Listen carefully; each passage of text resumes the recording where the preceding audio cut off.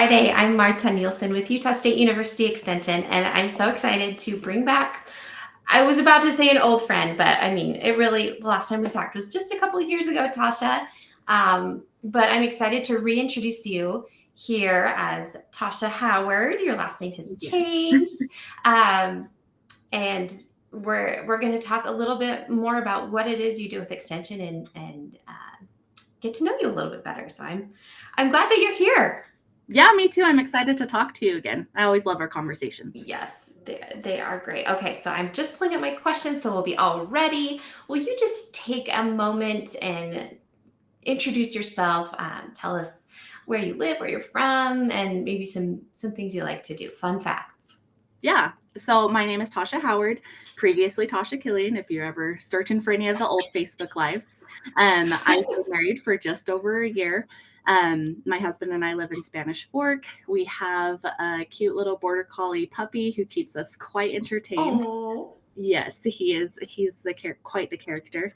Um, I work in Juab County. So in Nephi, that's where our office is, but we serve all of Juab County. A couple of my colleagues went out all the way to the West Desert this past week to work with the schools out there. So that's on the Nevada border. I have been with Extension for about 5 years now as a faculty member. Before that, I worked for Utah County 4-H and for the Healthy Relationships Utah Project. And I'm actually a product of Extension myself. My dad is an Extension administrator in Nevada, which is how I got kind of my start in Extension. Grew up going to all of the programs. He dragged me along to everything. And I really appreciate it now because I learned some of those important skills as a youth, but I didn't quite always appreciate it then.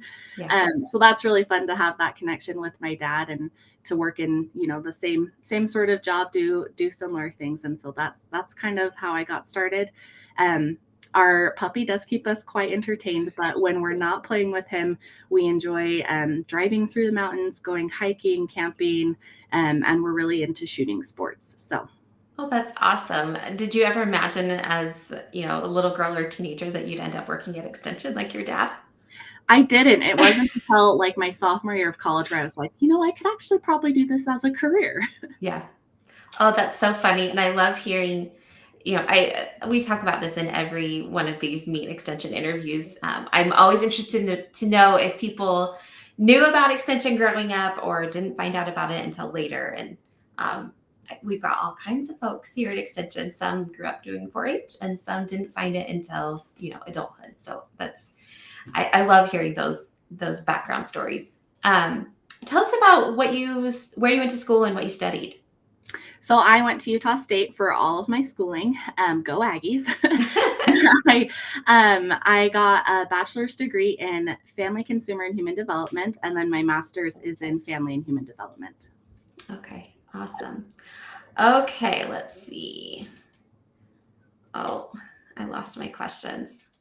We're trying a new system today, so I appreciate everyone's patience. Tasha has already been patient with me for like 20 minutes before we got started here. So, okay, we talked about school. What kind of led you to your field and what you studied in school? Did you always, have that kind of career path in mind? I mean, we talked about you didn't expect to work at Extension, but I'm curious how that piqued your interest and led you to study those things in school.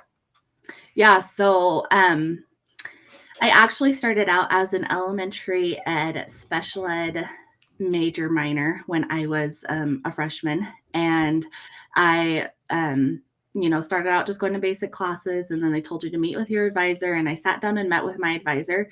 And the teacher coursework is a very structured regimen. You have to take certain classes at certain times, do certain things at certain times. And that just didn't really fit my personality and my learning style. I'm much more of I need to chart my own course kind of a person. And so I started thinking, like, is this really what I want to be doing? Is this going to work for me? And so then the summer between my freshman and sophomore year, I worked at a kids camp at a ranch resort outside of Zion. And at that resort, my dad would bring some of his campers to the resort. And I just remember sitting there one day just thinking, like, looking at all the kids, talking about some of the stuff that they're talking about with leadership and career development skills, and thinking, this is actually what I want to do. I don't necessarily want to be in a classroom. Like I said, for myself, I just didn't think that was the right course. Teachers are amazing, and I don't think I could do what they do. But I needed to still be able to teach, just in a different way. And so I started talking to my dad a little bit more about, well, what did his path look like? How did he get to extension? How did he get to do the things that he gets to do for his career? And he actually went to Utah State, and they called the degree something different when he went back in the day. They call it something different now from even me. So, but I kind of followed his pathway. And then when it came time to figure out for grad school what I needed to do, I applied to a couple different places. And then I spoke to some of my professors there at Utah State that I had really good relationships with. And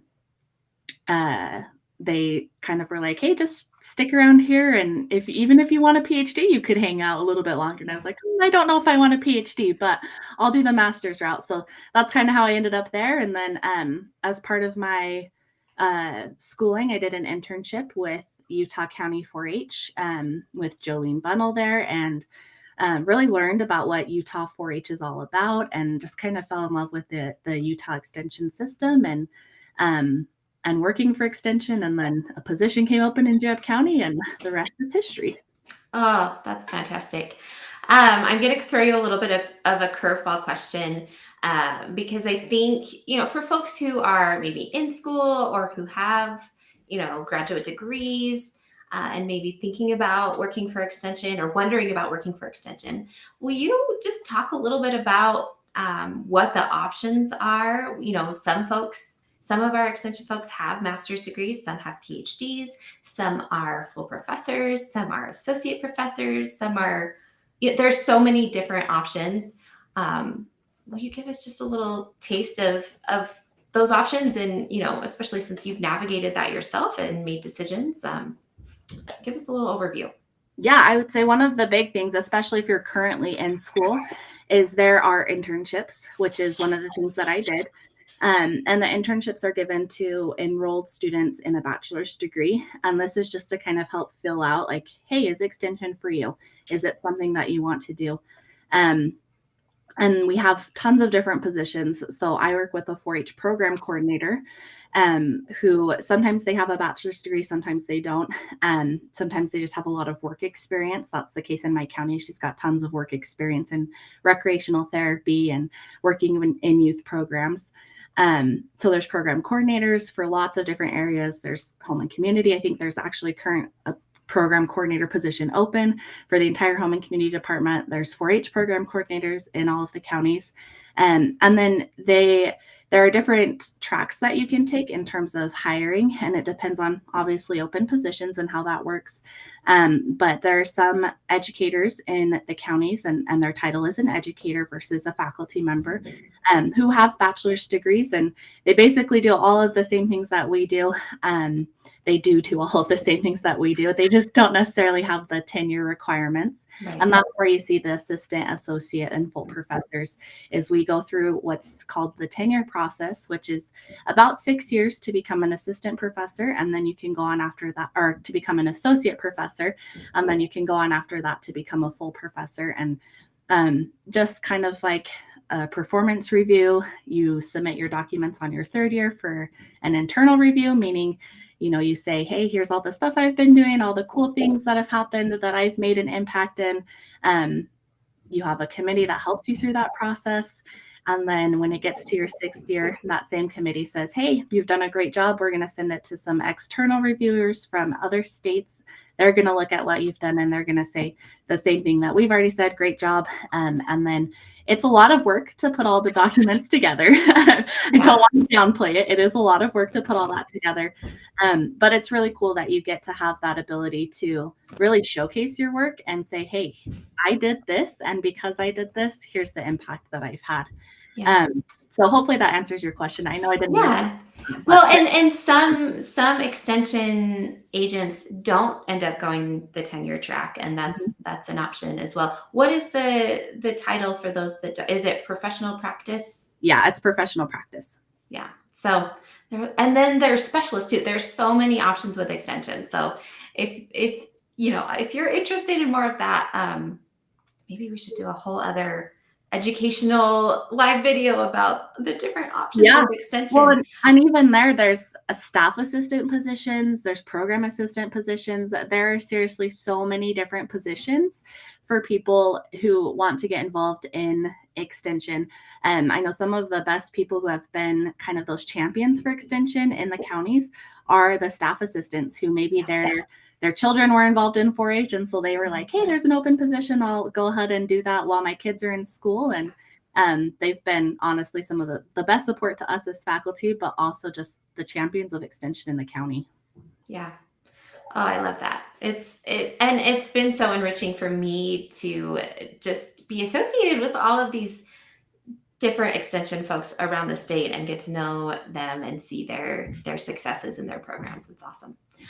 We do have a comment. It's from Heather McCall. She says, "Hi, Tasha, you do awesome work." So I Hello, would Heather. I would just echo what she says. I'm also a Tasha super fan.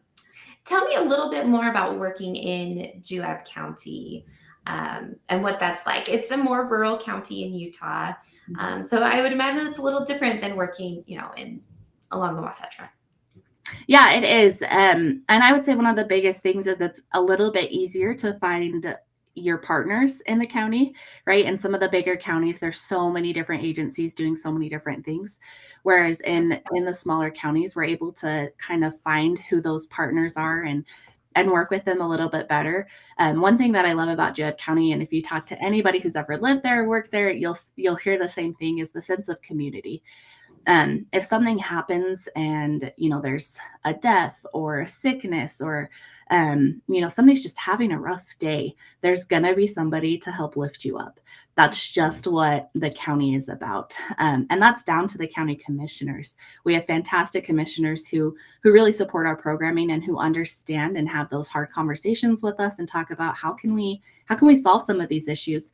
We actually just recently went to a county commission meeting and had a really in-depth discussion with the health department, extension, and the commissioners on mental health and what we can do to help solve some of the mental health issues that our county's facing. And so that's one of the things I love working in Juab County, is there's just such a sense of community. And I don't think I've ever met somebody who didn't have good intentions in trying to help fix or solve an issue or work towards a solution together. Oh, I love that. And I found that in talking with anyone from particularly rural areas, there's a real sense of pride about where they live and where they work. So I love hearing that. Um, and we'll talk more about the mental health um, aspect that you mentioned in a little bit. But tell me, what is your favorite part of your job? And for you, it's a little different because you're also your county director. But you can talk about in that aspect or in more of like the programming, not administrative side thing too.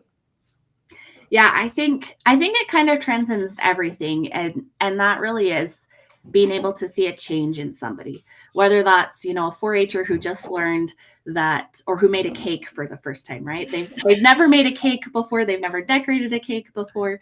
Just seeing the joy of, hey, I made this.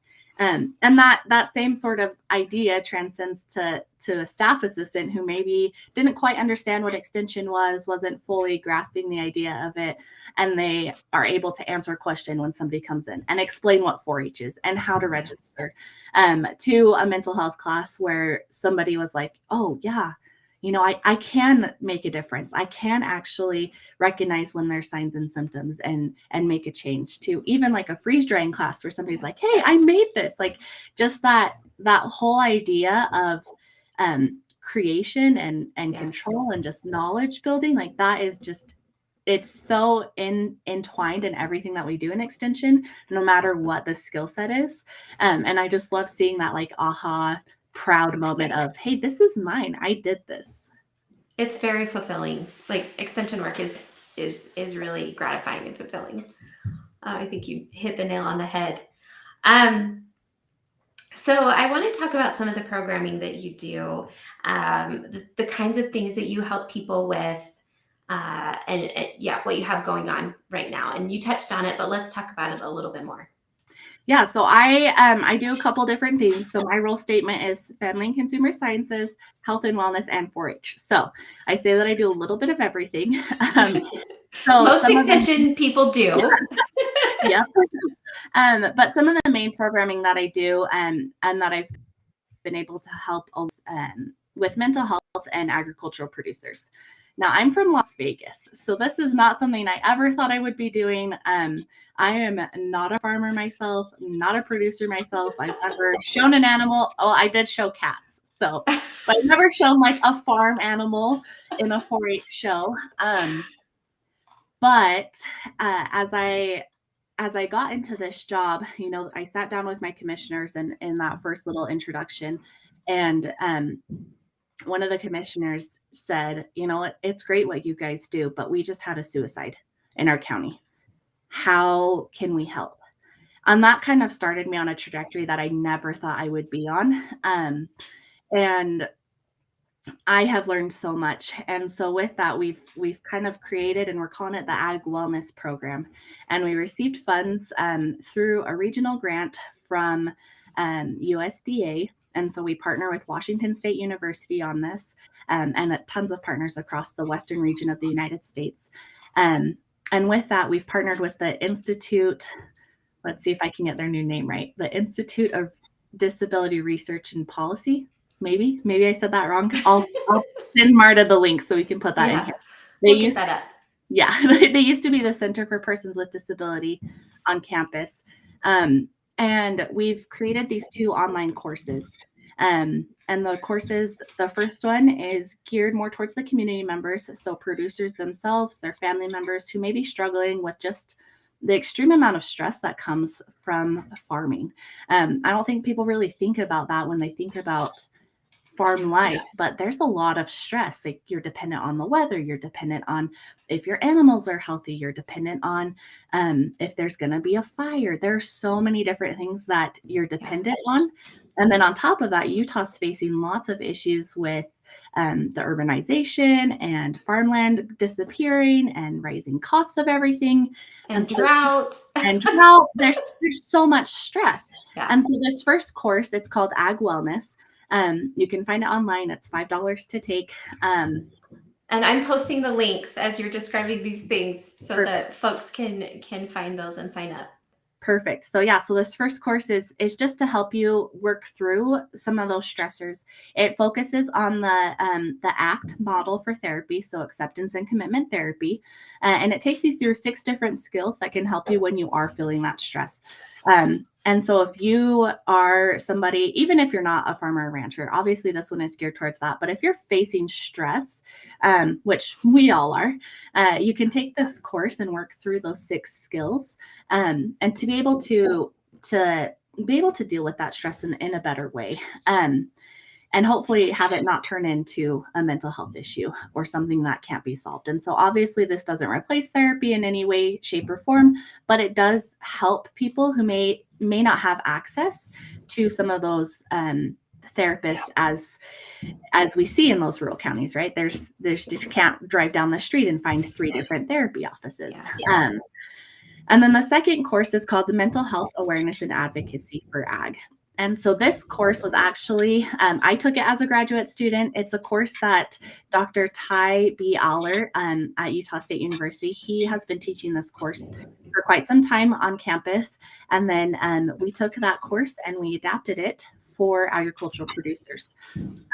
So it's already been proven to make a difference in teaching mental health literacy. But really, we took this course, and the audience that we had in mind when we were kind of reshaping it was the people who work with producers and their families. So FFA advisors, Farm Bureau lenders, Farm Bureau itself. So ag lenders, ag agents, even, so my colleagues. We had some people on our team, Josh Dallin and Jake Hadfield, who went through it, and they kind of felt it out for the language to make sure that the way we were talking was relevant to farmers and ranchers and in Utah. And so that's what that course is. Again, it's $5, which just covers kind of the course maintenance fee. But that's for anybody who is seeing the same issues that we're seeing, but may not have that skill set built into them already on how to recognize those signs and symptoms in the people they work with and really help. So, Well, I can see that being beneficial in a lot of rural communities where, farming and agriculture is more prevalent for all kinds of community members, like church leaders or, any, you said FFA leaders, but like any teachers who are working with kids whose parents are, producers. And I see such a broad application for that. So I think that's a great resource. Yeah. And again, like I said, this course specifically is geared more, towards agricultural producers. But honestly, if there's somebody who's just looking to get a basic background on mental health education and mental health literacy, you could still take it and, maybe realize that you're going to have that hat and the examples are going to be very farm related, but the material is still the same. It still transcends what that is. So right. And I also put a link to extension.usu.edu/mental health, which has more mental health resources there. Tell us about the podcast.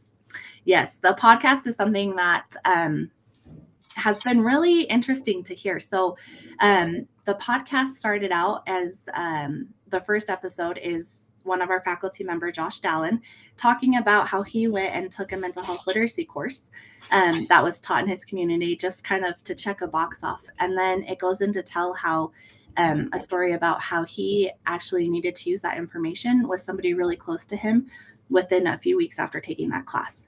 And how he's glad that he took it because he was able to help this family member through a mental health crisis. Yeah. And I think that is just, that's the goal of our podcast, is to share those real life stories, to not only talk about what our project is, what ag wellness means, but to talk about real life examples. What you can really see in the first couple episodes is, hey, this is an issue.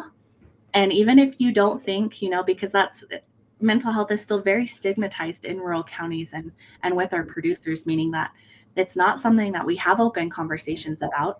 But that's what we're trying to help with this podcast, sharing these stories and saying it's okay to talk about your mental health. And even more so, it's okay to learn what mental health is so that you can help somebody when they're struggling and when they come to you. Yeah. You may think, oh, well, I don't need that. But, being armed with that knowledge can empower you to help someone else. Mm-hmm. Yeah, exactly. Which is what the first episode is all about, how Josh was able to really save a life because he came and didn't think he would need the information, but he did come and he took the class and knew the information. Oh, that's great. So I posted a link to that podcast. You can also find that on Spotify. What is the name of the podcast? The podcast is Ag Wellness. Ag Wellness. If you happen to be watching and you have an ag mental health story, maybe reach out to Tasha. Maybe she'll interview you for her podcast. Yes, we would love to have that. Yes, that's great. That's great. And I'm always looking for something new to listen to, so I'll take all the podcast recommendations. Let's see. Any final thoughts about working for Extension, or shout out to anyone in Juab County if they're needing help? Whatever you want to share, Tasha. I'll leave that up to you. Yeah. And shout out to everyone in Juab County.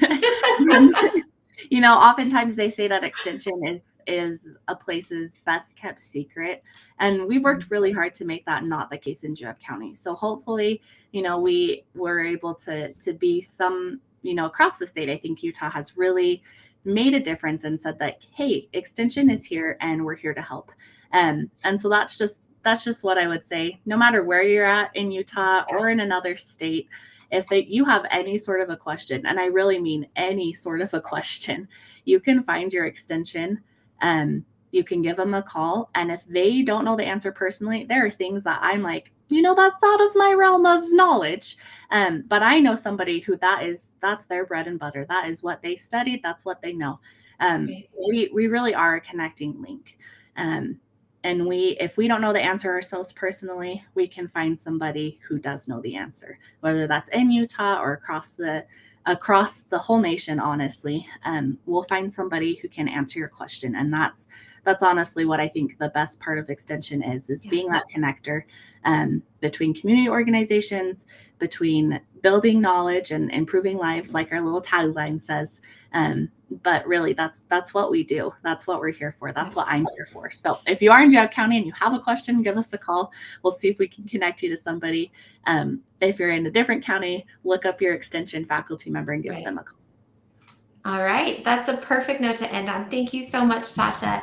I loved hearing about the kind of relatively new programs that you have going, and I hope you watching. I hope you found this helpful, and check out those links, and get more familiar with your local extension office. Thanks again, Tasha. I hope you all have a happy Friday and a good rest of your weekend, and we'll see you next time.